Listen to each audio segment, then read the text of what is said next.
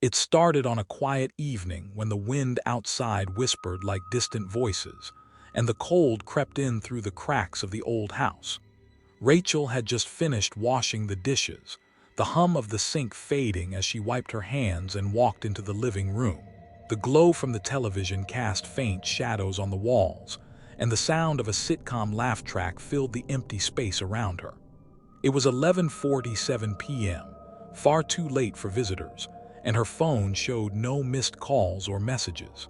So when the doorbell rang, sharp and hollow against the wooden door, the sound sliced through the calm like a blade. She froze. Her breath caught in her throat as her eyes shifted toward the door. For a long moment, she stood still, waiting for the bell to ring again, telling herself it was probably a late delivery or maybe a lost neighbor. But something in her gut told her it was neither. The silence stretched until the clock ticked once more and then the bell rang again, longer this time, almost impatient, echoing through the hallway like a scream trapped behind the walls.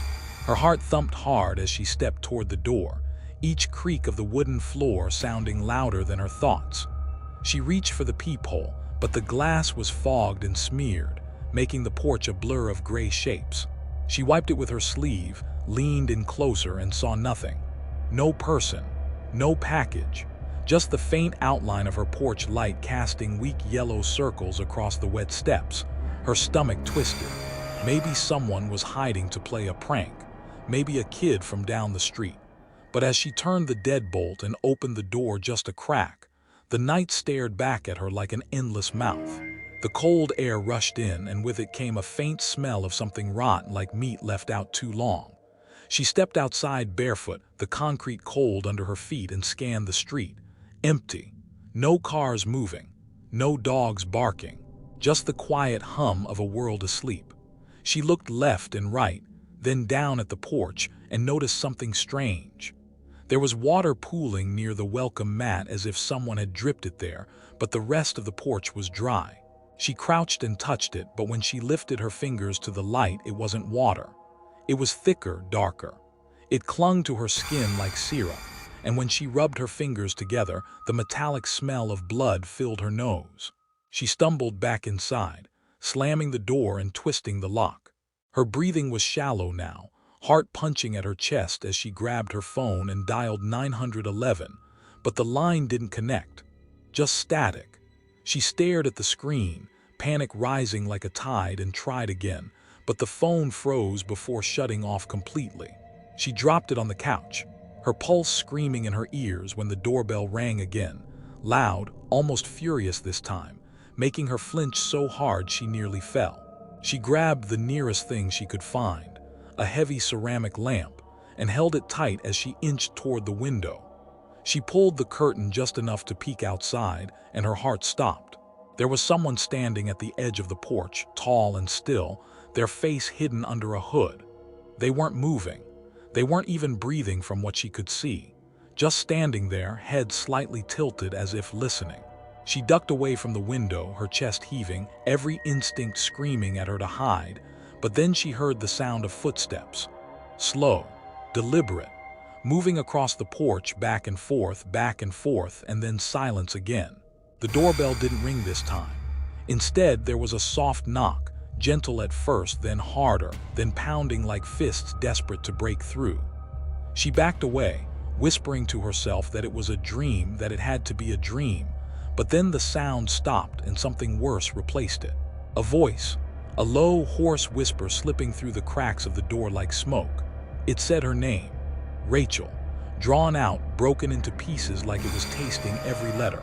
She dropped the lamp, the crash splitting the silence, and ran to the kitchen for a knife, clutching it so tight her knuckles turned white. The house was too quiet now, like the walls themselves were holding their breath, and then she heard it again, but this time it wasn't from the door. It was from behind her.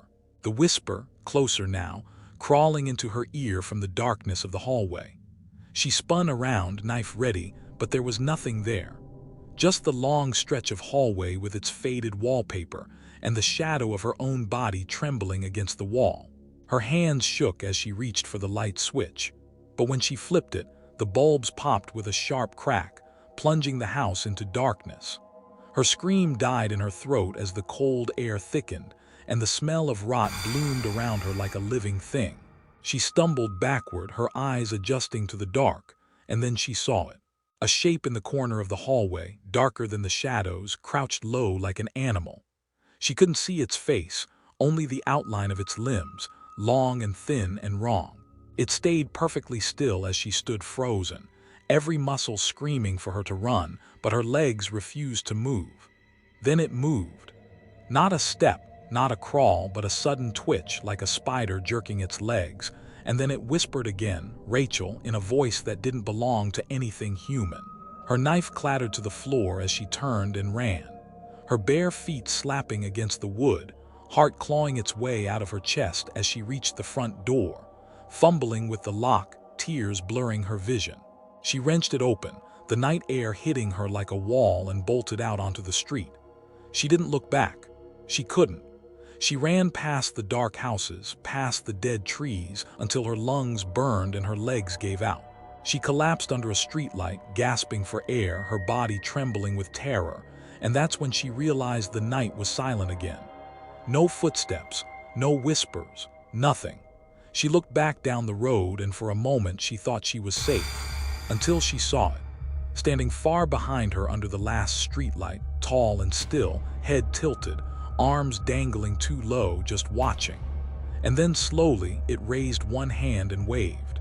She staggered to her feet, every nerve screaming at her to keep moving, but her legs felt like lead.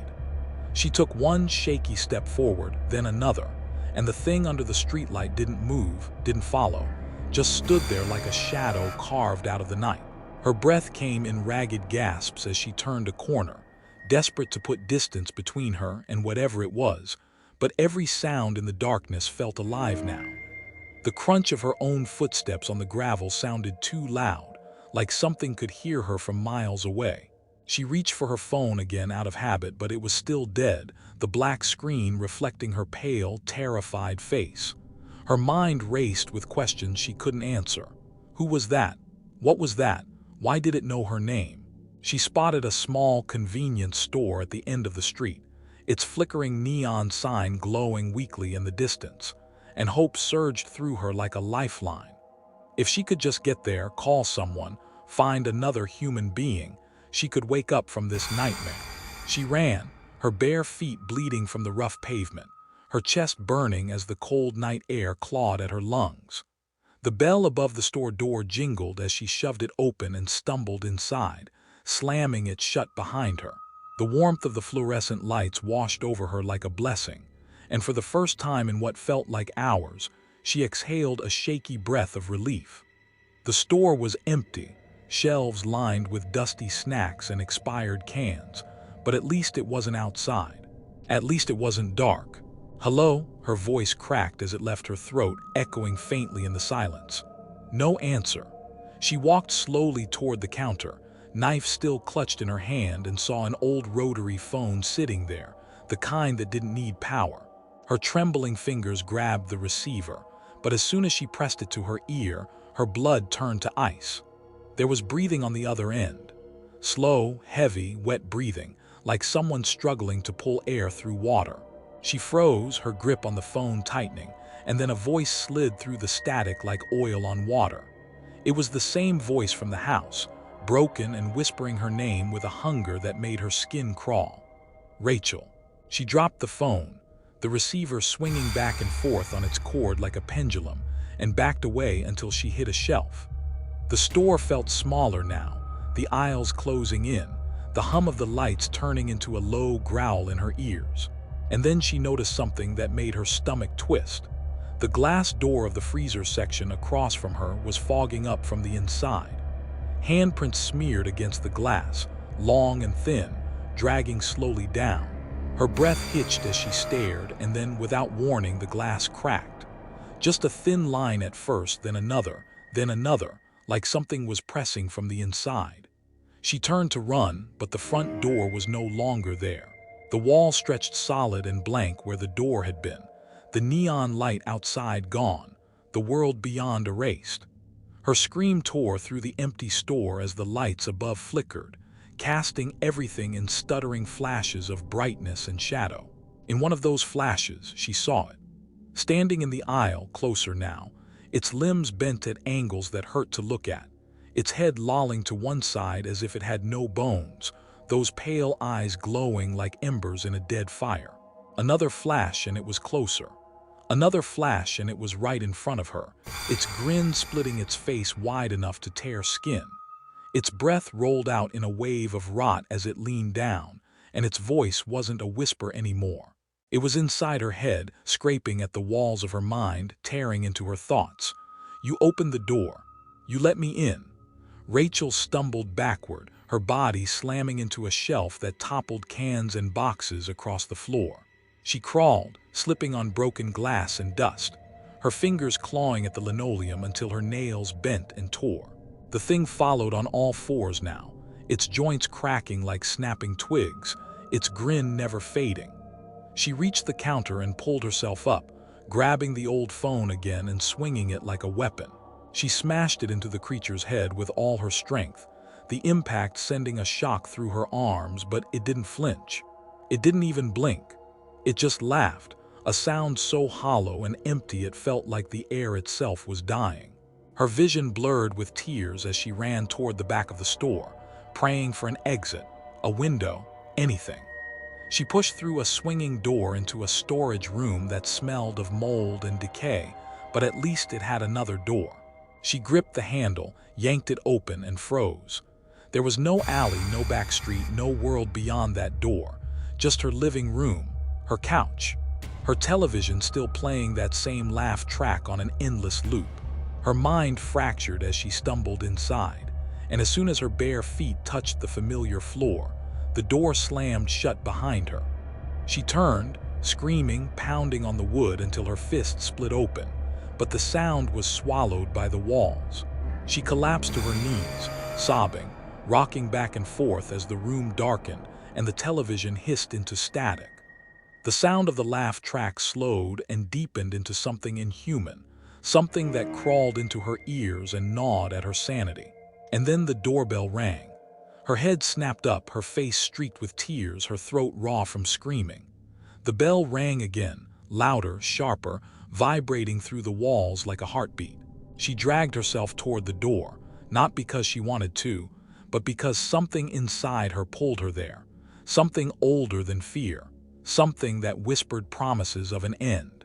Her blood left red smears on the floor as she crawled, her broken nails scraping the wood. She reached the door and pressed her ear to it, her breath hitching as she listened. On the other side there was nothing, no footsteps, no breathing, just silence deep and endless until a single sound split it open. A whisper, soft and tender, almost loving, curling through the cracks of the door like smoke. "Welcome home, Rachel." Her hand moved on its own, gripping the cold brass knob, twisting it slowly as the air behind her grew colder, the shadows stretching long and thin across the walls. The latch clicked, the door creaked open, and as she lifted her eyes to the darkness beyond, she saw them. Dozens of pale hands reaching through the black, fingers long and sharp, curling toward her face as the voice breathed its last words into her mind. "You rang." The door slammed shut and the house fell silent. The door didn't just slam. It felt like it sealed, like the wood melted into the frame, swallowing her last chance at escape. Rachel's breath came in short, sharp bursts, her body trembling so violently her teeth clicked together. She pressed her hands against the door, nails scraping the cold surface, and when she pulled them back there were no scratches, not even a mark. The door was smooth and unbroken, as if it had never been touched. Her heartbeat thundered in her ears as she turned slowly, afraid to look behind her but knowing something was there. The air in the room had changed. It was heavier now, thicker, pressing down on her like water filling her lungs. The smell of rot was so strong it burned her throat, and the shadows had grown darker, stretching like spilled ink across the floor. She stood up on shaky legs, her body swaying, her eyes darting to every corner. The television was still on, but the static wasn't just noise anymore. It was whispering. Not words she could understand, but sounds that felt wrong, like someone screaming from the bottom of a well, layered with laughter that wasn't human. She picked up the remote and hurled it at the screen, the glass shattering with a sharp crack, sparks spitting into the darkness. For a moment, she felt something like relief, until the sound didn't stop. The whispers grew louder, crawling across the walls like veins, seeping from the cracks in the floor, the ceiling, the very air around her. She clapped her hands over her ears, but it didn't help. The voices were inside her head now, digging through her thoughts, pulling apart her memories like rotten threads. She staggered toward the hallway, thinking of her bedroom, thinking if she could just lock the door and hide under the bed, maybe it would end. But as she reached the first door and turned the knob, her blood froze. It wasn't her bedroom. It wasn't any room she had ever seen. It was a long, endless corridor lined with doors, each one slightly open, each one breathing. She didn't want to look, didn't want to see what was inside, but her eyes betrayed her, flicking toward the nearest door as it creaked wider. A pale hand slid out, the fingers too long, curling against the floor, followed by another, then another, dragging something out of the dark. She stumbled back, heart hammering, as a face emerged. A face that wasn't a face at all, just a stretched mask of skin with holes where eyes should be. Its mouth opening too wide as a wet, broken voice gurgled her name. Rachel. She ran, bolting down the hallway as the doors burst open one by one, spilling things that crawled and twisted, things that shouldn't exist, their whispers rising into a chorus of hunger and hate. She ran until her legs gave out, collapsing against a door at the far end, shoving it open and falling through. She landed on cold tile, the smell of bleach burning her nose. Her vision swam as she pushed herself up, blinking against the harsh fluorescent lights overhead. It was a bathroom, small and sterile, with a single sink and a cracked mirror above it. She stumbled to the mirror, clutching the edges, and stared at her reflection. For a moment, she thought she looked normal, just pale and terrified, but then the reflection smiled. Her own mouth didn't move, but the face in the glass grinned wide, splitting the skin at the corners, black veins crawling across the cheeks like cracks in glass. Blood trickled from its eyes as it leaned closer, pressing its forehead against the other side of the mirror, and then its lips moved, forming words she felt in her bones. Open the door. Rachel screamed and smashed the mirror with her fists, shards raining down as blood poured from her knuckles. But when she looked down, the pieces didn't show her face. Each shard reflected something else. A child crying in the dark, a man hanging from a rope, a body crawling without skin, all moving, all alive. She backed away, sobbing, slipping on her own blood, and crashed into the stall door behind her. It swung open with a squeal, and inside was a figure sitting on the toilet, its head hanging low, long black hair hiding its face. Slowly, too slowly, the head lifted, and through the strands of hair, Rachel saw teeth. Too many teeth. Rows of them stretching back into a mouth that split the face from ear to ear. The figure stood, its limbs jerking like a puppet, and stepped toward her, its bare feet leaving bloody prints on the tile. Rachel scrambled to the sink, grabbed a shard of glass, and slashed at the thing. But it caught her wrist with a grip like iron, twisting until the bone snapped with a wet crack. Her scream was cut short as the creature pressed its mouth against her ear and whispered the words she dreaded most. The doorbell rang. The sound was everywhere now, echoing off the walls, pounding like a heartbeat, louder and louder until it drowned out her screams. The creature dragged her toward the bathroom door, its grin splitting wider as the door began to open on its own, revealing not the hallway, not the store, not her house, but darkness. A black so deep it looked alive, pulsing, writhing, filled with shapes that moved just out of sight. She clawed at the floor with her good hand, nails tearing away, leaving streaks of blood on the tile, but it was no use. The door yawned wider, the cold pouring through like smoke, and in the shadows beyond she saw them. Dozens of faces floating in the dark, grinning, whispering, their mouths opening and closing like fish gasping for air, all chanting the same word over and over in a voice that wasn't human. Home, home, home. The creature lifted her easily, her body limp and broken, and stepped through the door. The darkness swallowed them whole, and as the door closed with a soft click, the sound of the doorbell faded into silence. The bathroom was empty now, the mirror shattered, the floor slick with blood that slowly began to disappear, seeping into the cracks like water down a drain. The lights flickered once, twice, and then died, leaving only the sound of something breathing in the dark. And then, faint and far away, a doorbell rang.